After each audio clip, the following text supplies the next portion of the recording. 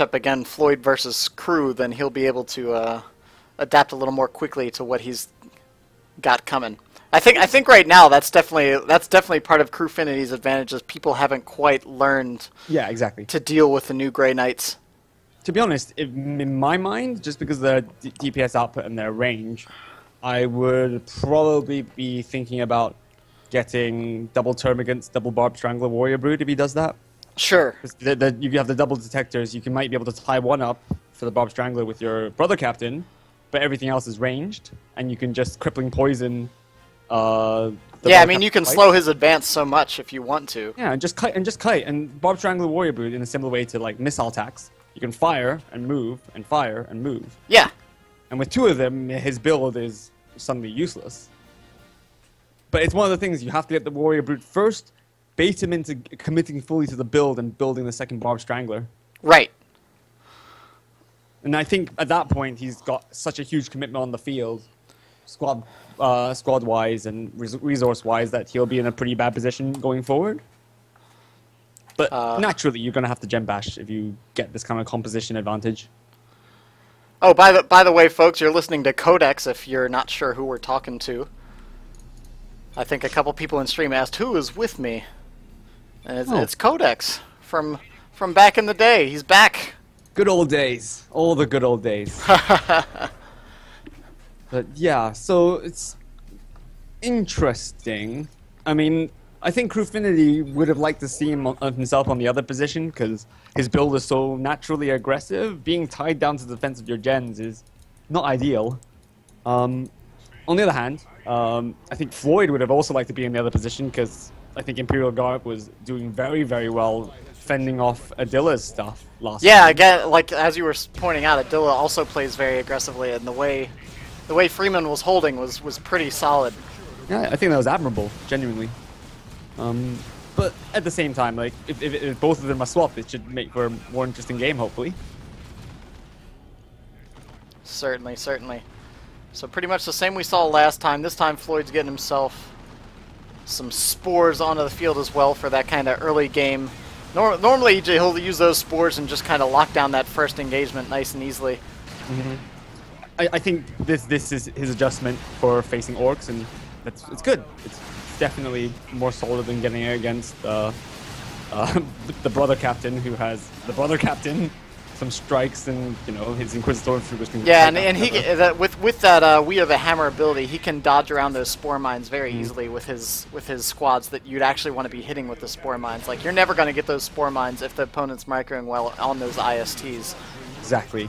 But if this was like a smaller map, like say a Ruins of Argus, it would actually still make sense to a degree because you can just zone his army and buy tier 1 pressure just off camping them around the corner. Exactly. This is too open, way too open. So Floyd getting decaps, that's really good. I mean, that's pretty much what you want because you know exactly that Crewfinity is going to go for this heavy tier 1 build. And if you decap the rec points, that slows down his curve so much. Yeah, I feel like people kind of discount rec points in team games because it feels, you see the numbers and it's like, oh, it doesn't make as much of a difference. But like over time, that still stacks up pretty well. Yeah, and the brother captain is probably. He might sneak away here. Ooh, yeah, just barely. 7. If that Sentinel had maybe kind of moved up with him a little bit there, he might have been able to get a few more shots. But yeah, potentially. At the same time, you're dealing with accuracy penalties. Yeah, yeah. It's hard to call, but at the same time, I think the double Sentinel build is a huge commitment, and while it's going to work for a while, he's going to need support from Floyd to actually justify it because it doesn't really do that much against a Luta. And he's going to need to move those Sentinels separately too. It looks like he's moving them together. If you ever use two vehicles, you know that moving them together, their pathing is just going to lock them against each other more often than not. So you almost always want to just, even if it's near the same location, you want to move those two vehicles separately if you want them to move at all competently. No, maybe they're going to make Sentinel babies. Oh, Sentinel love. How good of ability would that be if like two Sentinels just mated and then had a like mini Sentinel spawning out like Okay, so here's I think a pretty favorable engagement for Freeman and Floyd. Oh And, man, that is might be dead. down Ludas. Yeah, they're gone. But at the same time, hardly anything to really cry about. It's something that you can recover from, no problem. And he just instantly rebuys it. Yeah, but it's just it's unfortunate because he didn't have to put those up so far forward. That was super aggressive placement. And they could be in a much more secure position now for this engagement if they still had those Ludas on the field. Just look how many squads we already got on the field and like how many are still building. This is just going so heavy on tier 1 on both No, sides. I mean these heavy tier 1 games are so much fun to watch. So, but I want to see them go long too, though. Yeah, it's I think it actually has the potential to go long for once because Freeman and Floyd got some really excellent pressure, got the mech boy, got the looters. They've got a chance to really drag it into the mid game where I think it actually favors them more than the tier 1. Yeah, I agree. At the same time, though, Freeman has 2 Sentinels, which, although, you know, they scale perfectly well with double missile launchers, are just super squishy and will require insane amount of micro to actually justify it into the later game. Yeah, it's going to be interesting to see how much he invests in these. Like, as of yet, he still has yet to even buy the increased armor and the stomp there, so right now it looks like he's just going to be using them for range support. So we have Blessed Ages up for the Brother Captain, so he's an ultra tanky force. We've got the extended carapace, so the charge ability for the Hive Tyrant up and running. I think that's a good choice. Like, so much range Bob, he needs to be disruptive. Sentinel getting focused perilously low there just in that first engagement already. Ooh, Oh, man, a nice charge. charge, but unfortunately he landed right in front of a Luda. Oh, look at how much work that Bob Strangler did to those operatives. Yeah, Sentinel, oh man, just barely got out of there too. One more little pounce from those Hormagaunts and that would have been a down squad. This is why I was like, I really think that like double Bob Strangler, if he was, you know, in a much more like face-to-face engagement 1v1 with the max QuarterFinal heavy tier 1, I would have definitely considered the second Bob Strangler. Yeah, I mean they've got some really excellent support for dealing with lots of range right now. They've got the Barb Strangler, they've got the Artillery Spotter squad, and those things are just a nuisance. Although when they're just sitting way in front of the army, they're going to get forced off. I think it's pretty. I still think it's pretty impressive that like the races, well, the players with the highest score, unit cards are still the first ones going tier 2. It's pretty unusual, but I think they've had good overall preservation, and that's to their credit. Well, that's the key, yeah, because they're not really spending a lot. I mean, they've got a lot of squads on the field, but they haven't been spending an immense amount of power. It's just keeping that requisition to the point that you can safely hit that button. Yeah, it's a good justification, though, of going for a relatively heavy tier 1. If you don't actually bleed, you don't lose the stuff, and then you take it into tier 2, you can still get there very quickly. Unlike, say, more traditionally power-heavy tier 1s like what Floyd's going for. That's inherently much more risky to get to tier 2 late with, right? Exactly. Inquisitorial Stormtroopers forcing off Lord General without even taking a scratch. Imagine if scouts could do that. That would be fun. Oh man, yeah, that increased range on those stormtroopers. If you're not paying attention and you drop some micro somewhere, that's a lot of free kills they can get. For sure, but at the same time, like QuarterFinal and Adila have a lot of map control right now, which I think it's been wrong for Freeman and Floyd to allow. They've been overblobbing, in my opinion, just a slight. Even though that's what's helping them win fights, they needed to not be 2 whole requisition points behind, right? Yeah, definitely. All right, so we've got just what we saw before. QuarterFinal sticking with the build we've seen thus far, going right for that Dreadnought. We've got Chimera coming out for Freeman. And the Dread is going to be, for the moment, pretty unanswered. Yeah, I hate to say this because I don't think it's actually... Ooh, oh, mech down goes goes down. that mech. Yeah, But- that was all focus fire right there. Yeah, I don't think it's what you really want to do, but I think he's actually going to be committed to upgrading a couple Sentinel missile launchers to try to deal some damage, because that Grey Knight Dreadnought is a big pain. Yeah, it definitely is, and that's true. He does have the Sentinels out here, so he will be able to get the missile launchers if he wants. And if that Dread overextends at all, then Sentinel rockets can actually hunt down a Dreadnought really easily. I wonder if Floid is going to choose Crushing Claws or Venom Cannon, because I've seen him go for both. Then again, Venom Cannon just changed recently, so I'd be very, very curious, because I actually think that Venom Cannon is okay here, considering that Grey Knight Dreadnought has gone for... Well, actually, no, Plasma Cannon. Oh man, it upgraded to the Plasma Cannon, alright. That's a really good choice, considering what he's facing. Like, all of these units right in front of him would hate to have a Plasma Cannon to the face. Not quite connecting on that first blast, but... I don't agree with this Red and Talons at all. Like... Yeah, that's a really odd choice, suddenly. I mean, I get the charge roar, but considering that it's tier 2 time... Yeah, it's not even that. It's more that Rending Talons are excellent at either disrupting like a huge range blob that are just gonna down goes the Hive Tyrant, but just like a range blob that you charge into the middle of, which he hasn't. Well, but we just saw what happened. Right. I mean, if he had gotten right on top of those shooter boys, maybe that would have been okay. But if you're gonna go for that, you kind of want to have even the shield on top of that.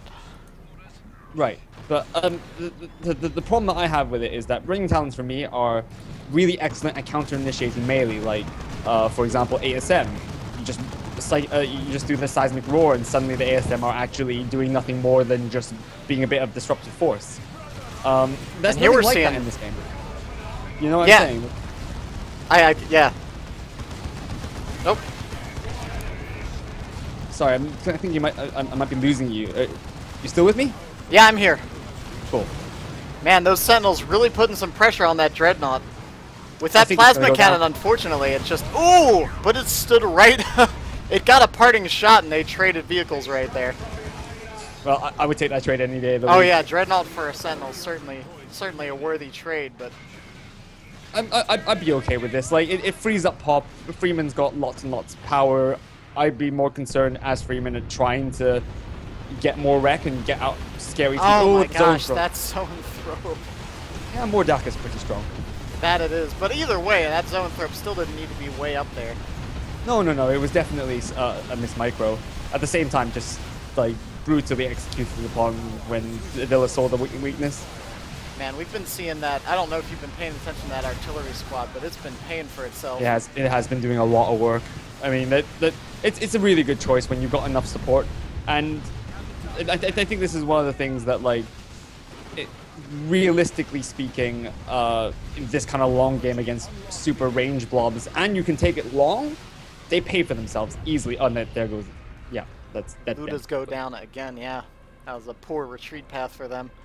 Unfortunate indeed. Yeah, but the red team's really just locked down on the center at this point. The blue team hasn't really been able to push out into it for a while now. And now they're down by about 200 VPs to show for it. They are heading into tier 3.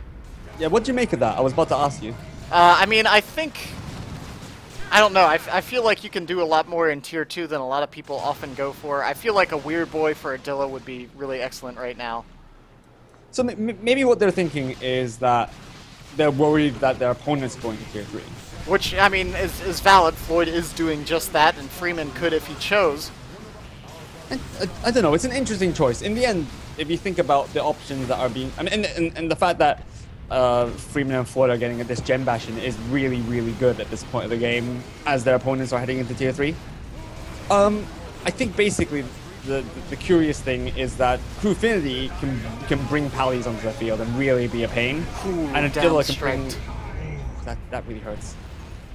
I think they've lost too much in their teching phase. That's the main problem. If they like they've been sitting here now they've gone into tier 3. They've lost the gens. They've lost a lot of stuff. There's a lot of they lost a squad on top of that, and now they're sitting on what they can get a tier 3 squad now, but they're kind of wanting to just shore up their army and get back into it, whereas a lone tier 3 squad isn't going to be able to face off against everything that's on the field now. I mean, like, QuarterFinal's excited and he's calling down Termies soon, but what are Termies going to do against all this plasma, the Termagon Venom sacks that are going to be slowing down their advance? Exactly, and even then, like, I mean, as great as Paladins are, like, a large part of their... Oh, that's another squad down. Yeah, this is too much. He's lost far too much for this fast tech, and he could have stayed in tier 2 and tried to drag it out. I don't. Is this brother captain gonna go down? He's regenerating just enough health to keep himself alive through these past. Oh man, down to 5 HP, and then that blessed Aegis, man, that kept him up. I saw him drop to 4 HP at least 3 times. It's pretty intense, that regen. But you know, it's at the very least QuarterFinal has something to consolidate on. It's not amazing, but it's something. And with 130 VPs left, it's still not out of the question because there's loot tank on the field now. Yeah, if they use this tank well, there's again like they pretty much got satisfied. They said, you know, the only vehicle that was on the field did get taken out by the Sentinels, so they haven't really been stressing anti-vehicle at all. There is a Lehman Russ coming onto the field here shortly, but this tank could certainly push back the current forces if microed well. Ooh, that mech boy's probably going down. Yep. Yeah. That brood nest is, you know, it's a good placement. Floid really loves it. I cannot argue for a moment about how good it is on this map, so this is going to really help Floyd and Freeman really consolidate in this game. And that's man, Crew's been going for these like flanking plays, and you can't really do that at this stage because there's just so much on the field. Like, even though it's mostly ranged, he's lost 2 or 3 squad nows because he's had to retreat through this entire army. To a degree, yes. I mean, like, you know, to a large degree, that's the main thing. But the thing that I'm very bothered by is actually there was no coordination between QuarterFinal's army and Adila's. Like, if Adila had dropped a tank buster barrage and brought his looter tank and dropped his big boom shot. Yeah, we saw that. We saw all that land like after that squad went down. But yeah, if he had called, if he had pinged or something and called for a push right there, that may have actually worked out a bit. And that's the thing. Like now there actually feels like very little they can do because QuarterFinal's just dropped squads needlessly, and it's gotten worse by the minute. But they're still in the game for now. Yeah, the Terminators are now out there causing some serious trouble. They took out the Sentinel, forcing off some squads now. Might get a couple Synapse bombs. That Incinerator is pretty impressive, as we said. That Rocket Barrage. Oh, that's even more impressive. And that's Adila out the game. All right, this is good. This is game. regardless of GK Terminators and Paladins being on the field, this is game. Yeah, I mean, Adila, all he has left now is that tank, essentially. Like, I mean, he's got the tank buses to help try to put a little bit of pressure on that Lehman Russ tank, but with so few VPs and so much to bring down of the opposing side, it's just, there's not... Floyd going for the dance on your grave, Swarm Lord. Brutal. But I think the main problem now is that I don't see them coming back into the game because of the squad disadvantage, and the moment you're using Terminators and Paladins to cap because you're behind on VPs, that's not good. Yeah, when you have that little army that you can't even spare a squad to battle. Like, you know, exactly. Capping is the last thing you want to be doing with Terminators. Well, at least they're pretty good at it. Yeah, they're not going to get dissuaded easily. Okay, so I wonder if they're actually going to attack the brother captain. I mean, this brother captain, man, he's just tanking like a boss. I mean, he's going to go down, but he's just tanking like a boss, isn't he? Yeah, he got that decap. Finally gets taken down on retreat. Yeah, he's pretty intensely tanky. Imagine if he also had his, what was it, like, Unending Crusade or whatever? That accessory that makes him get bonus move speed and HP regen when he drops below 50%. Right.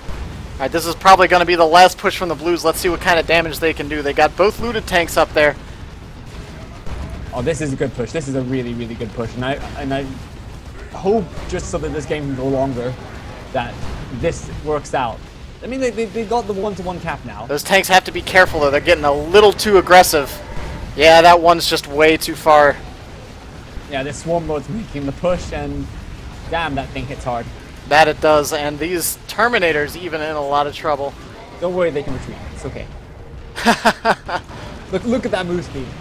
That like Swarm Lord's still just almost charging them down despite of it all. They need something like a snare to deal with the Swarm Lord, but unfortunately that's not very forthcoming with the races they picked. Uh-oh. Look at that. Oh, there we go. Those Paladins. Look at those Paladins. They're just gonna smash that tank with the hammers. Floyd is concerned that it's against the rules. it's not. He rescinded those rules. Down goes the Chimera? Yeah.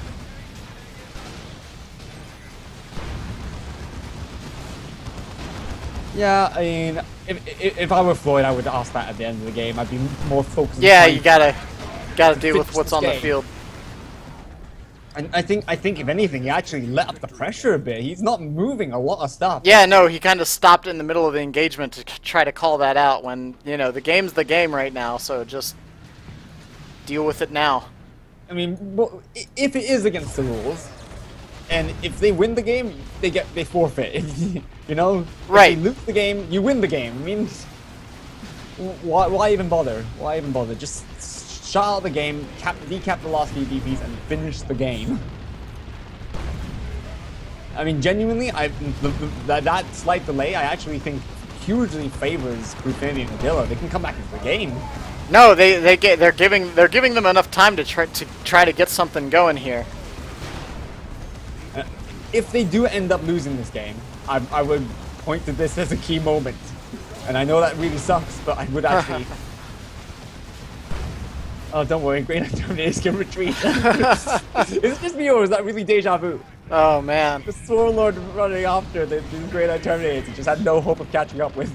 Another looted tank now on the field. 2 Layman Rusts as well. Oh, here comes the rocks. Oh. Doesn't look like Floyd's moving. Oh, there he goes. Oh, that's a lot of damage. Refractive field coming down. Does it even... I don't think that affects nuke damage, does it? I'm not sure that it does. Wow, that Commissar stuck it out, though, and finished the decap, even though the Lord General got knocked away.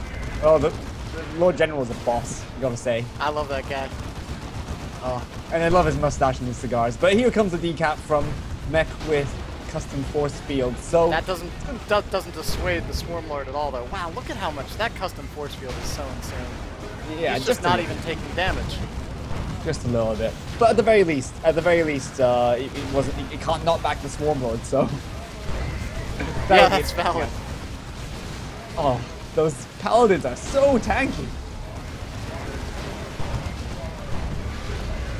You know what? I'm glad I was wrong. I'm glad that this was a short game. No, not a short game rather, because this has become a ridiculous Yeah, brawl. this is getting this battle here in the center for these last few VPs. Look at those tanks. Oh, they're just taking out dozens of... Don't retreat! There you go. Oh my goodness. Even so. Can you imagine if, like, they had just melted there from just 3 tank shots? Yeah. And they're hunting down this looted tank now. This looted tank's level 4, man! I mean, they gotta finish that thing off. Oh, there's Tyranno formation. I don't know why, because that was so dead anyway, but... There's another 2 looted tanks. There are 2 more looted... I mean, looted tanks can't deal with these Layman Russes, though. I mean, they need some more anti-vehicle support if you want to deal with these Imperial Guard tanks. And speaking of anti-vehicle support... Oh, the looted Russ goes down! Wow, there goes the Layman Russ. Those interceptors with that anti-vehicle grenade are so powerful now. That anti-vehicle grenade is instant, so they can just teleport in, disable a vehicle. Yeah, and when there's 2 tanks hunting you down, that's going to be a dead vehicle, no problem. Well, look at what Adila's building, and look at what Freeman's building. Like... No, I mean, both of them just have tanks on Overwatch at this point. They're just launching them out there. Secretly watching company. Oh my gosh. What the hell is this? I thought this game was done! Yeah! I even called it! You did! You said this is over. This is done. I genuinely feel that, like, Floyd sitting there complaining about something, actually, with not moving his army and not capping mid. What? We had 41 VPs and it hasn't dropped by a single point since I made that comment. Oh man, we've got a Carnifex coming out here. We're gonna have the full-on Tyrannid monster movie here. Between the Hive, Tyrant Guard, Swarm Lord, and Carnifex. All you need is a Lictor and you've got the full contingent of monsters. What would you build on, as an upgrade for that Carnifex? I mean, I feel like with all these tanks, you've got to go for a Venom Cannon. Agreed. I totally agree. Actually, Barb Strangler's not bad either. The Barb Strangler is definitely reasonable, but the thing is, the Venom Cannon's going to be really effective against those Terminators and everything as well. Actually... Does the Barb Strangler... How does that do against Super Heavy? I'm not sure. Do you know what the damage type for Barb Strangler on that Vex is? What? Plasma Cannon. Oh, man. It does very decent damage to everything. And then in that sense, Barb Strangler is fine, but I don't know. I think Venom Cannon is the right move because what it actually forces is, I think it forces Crewfinity to throw the Paladins onto the effects. Yeah, and to then keep it from firing, right. Suddenly the Swarm Lord isn't chasing the Paladins and the Grey Knight Terminators. Suddenly they're committed to a fight and he can just smack away. But this is an insane game. And no, there's 3 looted tanks sitting on the top point, which now has 3 Tyranid monsters hanging out on the opposing side, trying to figure out how they want to approach this. The thing is, as much as I think that, you know, Floyd and Freeman have all the potential to win this game, the big problem for them is that they're going to just get Liam and Russell sniped like this. And, you know, the later the game goes, I think the more it favors the Grey Knight and the yeah, no, it's getting more and more tense, and they're getting back into it. Here comes the giant Tyranid Kaiju push right now. It's okay. Don't worry, the Paladins can retreat. It's okay. All right, let's look at top. Can he get one of these tanks? Because that would be a big deal. No, I'm not sure. It doesn't look like he's going to. And if one of those had really been feeling threatened, the Mech Boy could have just popped his global and sped him on out of there. It is amazing how, like, yeah, that Shockwave was good, but it is amazing how these Paladins and Grey Knight Terminators are literally carrying this game. I mean, once you get 2 squads of Terminators on the field, like that's, and then they don't have to worry about overextending. They can just kamikaze into forces to cause crazy losses. It's brutal. I think the main thing that jumps out at me is because that moment we were talking about, like key moment, Crewfinity had literally just lost a bunch of squads, so he could have just been pressured off the map. But because the pressure didn't come, Crewfinity suddenly has no upkeep and can easily buy the Paladins straight after the Grey Knight Terminators.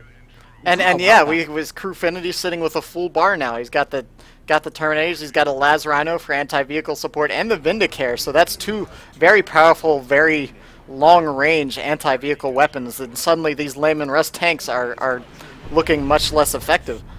I love how they're going to be 6 Layman Russ tanks on the field. Some of them looted, of course, but I mean, between those and the looted tanks, I think we've had close to 6 of each. We've had a dozen tanks purchased in this game.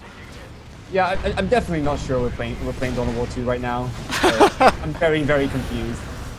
Last Cannon is it's a nice try, I guess, but it's a Rhino. Oh man, that Vindicare just got knocked the heck out. Okay, it seems very, very ballsy when. But at the same time, here it comes, the VPs. The VPs are finally happening. Yeah, it looks like the red team's finally managed to lock something down over here. These tanks can't approach these monsters right now. Well, as I said, this is the weakness of what Adila and Crewfinity have gone for. They're trying to use Paladins and Grey Knight Terminators to cap, because they have 3 looted tanks and 1 a Rhino. You don't have a capping unit. What is, like, it's always going to be bad if you ever actually lose the VPs. And this game, it looks like it's finally over, but holy crap, what the hell was this game? Yeah, both heroes are down at the top. Looted tanks finally being forced to fall back. There's not enough to repair them. Monsters moving in for the kills. I genuinely think that this is the kind of game that commentates itself. I mean, yeah, what do we have to say? Just look at what's going on right now. What the hell? What game? I mean, this Tyrant Guard is level 3. Oh, he finally gets the moral victory, if nothing else, of killing that Tyrant Guard finally. Just as the last couple of victory points tick down. Very, very oh, man. Don't worry, Adila was buying a looted tank. It's okay. The game ends with 2 looteds and 2 lemons still on the field.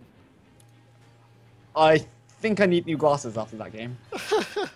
What the...